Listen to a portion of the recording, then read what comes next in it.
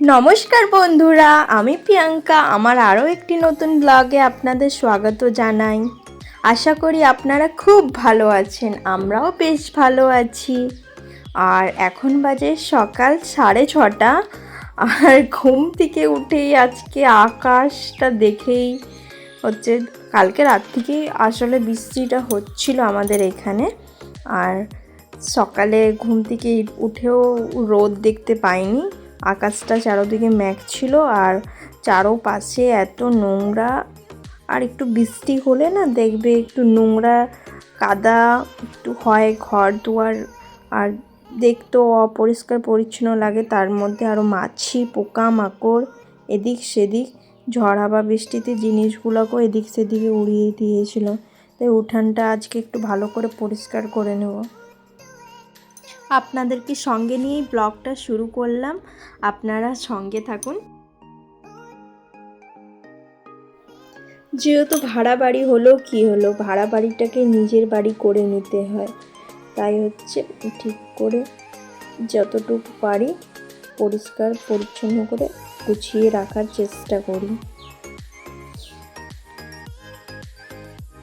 আমার যে বাড়িটা ভাড়া নিয়েছি ওইটার সামনের দিকটা হচ্ছে পাকা করা হয়নি, এই কারণে যে রডগুলো দেখতে পাচ্ছেন সামনের দিকটা ঘর করবে বলে, তাই সামনের দিকটা কিছু করেনি।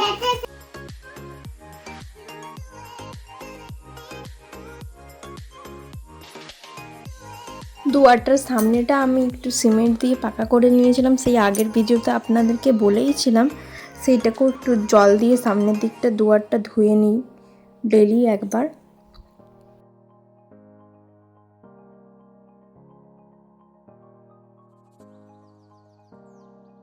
উঠানের যা যাবতীয় নোংরা সব ঝাঁট মার দিয়ে পরিষ্কার করে নিয়ে ব্রাশটা আমি করে নিয়েছিলাম ঘুম থেকে উঠে। আর এখন একটু মুখ টুকগুলো হাত পাগুলো ধুয়ে জামা কাপড় ছেড়ে নেব, বাসি জামা কাপড়টা, তারপরে হচ্ছে বাড়ির কাছে হাত দেব।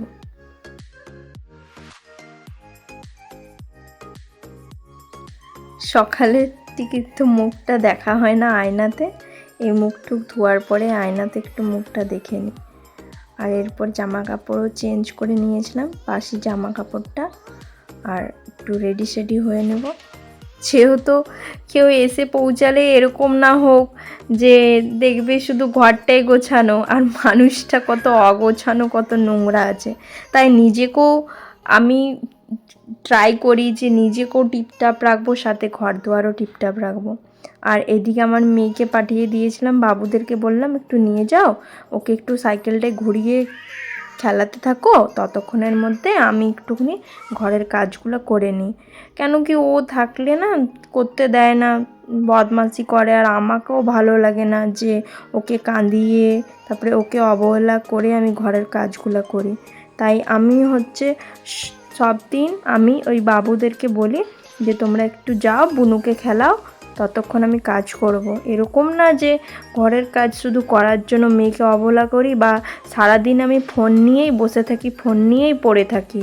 এটা হচ্ছে কিছু কিছু মানুষের ধারণা যে এমনি যে একলা থাকে হয়তো ঘরে মজায় থাকে, কিন্তু ব্লগটা দেখতে পেলেই আপনারা বুঝতে পারবেন যে একটা সংসারে কত কাজ থাকে। তার মধ্যে যদি তুমি একটা হচ্ছে একলা সব কিছু তোমাকে করতে হয়, তার সাথে বাচ্চা একটা যদি সাথে থাকে তো কতটাই সেটা কষ্টকর হয়। কিন্তু হয়তো সবাই বুঝতে পারে না, এমনি তো না, কিন্তু অনেক মানুষরাই বুঝতে পারে, আর তারা আমাকে অনেক ভালোবাসাও দেয় আমার ভিডিওতে, তাদের আমি জানাই অসংখ্য ধন্যবাদ।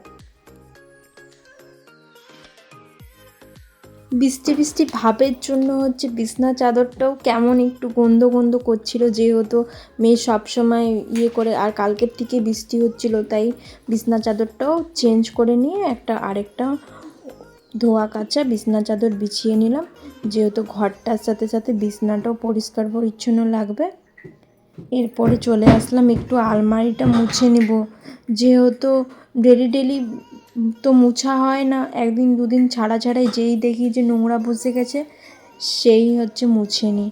আর পাখাটা না অনেক দিন থেকে কেমন একটা আওয়াজ করছিল, তাই ভাবলাম যে পাখাটা দেখি একটু মুছে। তো ভিতরে তো ওর আমি যদি খুলি তাহলে একটুখানি ওর যে লাগাতে কভারটা আমার খুবই কষ্ট হয়, তাই আমি উপর থেকেই ঝেড়ে নিলাম। তার মধ্যেও দেখতে পাচ্ছেন এতটা পরিমাণে নোংরা বার হয়েছে।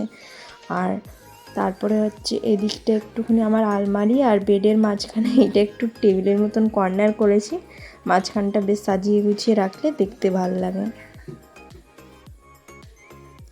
আমি আমি কোনো দিনও ভাবি না যে আমার কাছে এই জিনিসটা নেই, তো আমি কি করে ঘরটাকে পরিপাটি করে গুছিয়ে রাখবো। আমি ভাবি আমার যা আছে আমি সেইটাকেই অ্যাডজাস্ট করে, সেইটাকেই আমি সুন্দর করে কিভাবে গুছিয়ে পরিপাটি করে ঘরটাকে রাখতে পারি, আমি সেইটাই সারাদিন চেষ্টায় থাকি।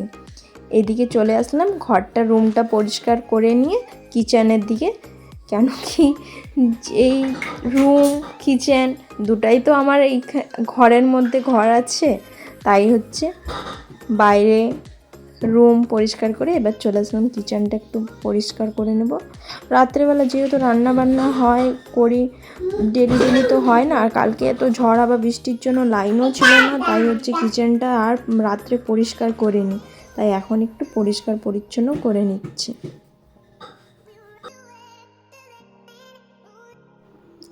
একটা সংসার গুছোনোর জন্য কতটা যে পরিশ্রম করতে হয় একটা গৃহিণীই জানে, যে হচ্ছে ঘরের কাজেই সময়টা কাটায়।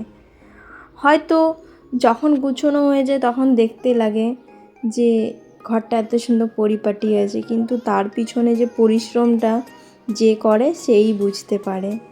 আর পরিশ্রমটা যতটাই হোক না কেন, কিন্তু তারপরে যে রেজাল্টটা হয় দেখতে, যে এত সুন্দর ঘরটা লাগে, এত সুন্দর পরিপাটিভাবে থাকে, তখন কতটাই না ভালো লাগে। আমার তো অনেক ভালো লাগে ঘর গুছাতে, ঘর সাজাতে, কিন্তু দেখি যদি কপালে থাকে তাহলে নিশ্চয়ই হবে নিজের একটা ঘর কোনো দিন নিজের মনের মতন করে সেটা বানিয়ে গুছিয়ে রাখবো। কিচেনটা গুছানো হয়ে গেছিলো, তো কিচেন রুম সব ঝাড়ু মেরে নেব ভালো করে, আর ঘরটা মুছেও ফেলবো।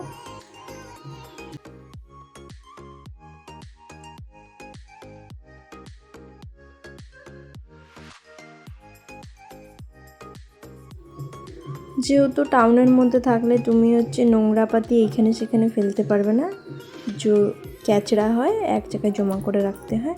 এদিকে চলে আসলাম সকালের একটুখানি টিফিন বানাতে। হালকার মধ্যে আজকে বানাবো সুজির উপমা, গাজর মটরশুঁটি সব রকমের তরকারিপাতি দিয়ে।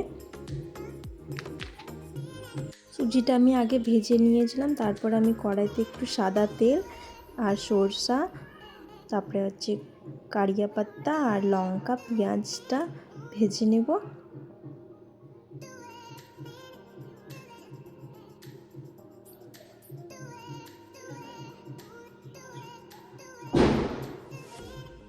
সেইগুলোকে ভেজে নিয়ে এর মধ্যে জল অ্যাড করে দিয়েছিলাম, আর তার সাথে মটরশুঁটি গাজরটা আমি ভাজিনি, ওটা কাঁচাটাই দিয়ে আমি জল দিয়ে ফুটিয়ে নিয়েছিলাম, তারপরে দিয়ে দিয়েছিলাম সুজিটা।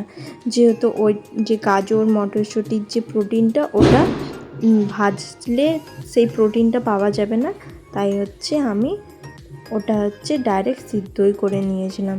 আর এইদিকে সকালের ব্রেকফাস্ট বানাতে যেয়ে আমার মেয়ে এইদিকে অফ ক্যামেরায় কি কাণ্ড করলো দেখে নিন, আমার স্ট্যান্ডটা ভেঙে ফেলেছে। আর এদিকে রান্না বান্না করতে এসেছি দুপুরে চান টান করে নিয়েছিলাম, সেগুলো আর ভিডিওর মধ্যে আপনাদেরকে দেখাইনি। তো আজকে দুপুরে রান্না করলাম ডিমের ঝোল, বেশ আদা রসুন বাটা, কিছু গুঁড়ো মশলা আর মটরশুঁটি দিয়ে।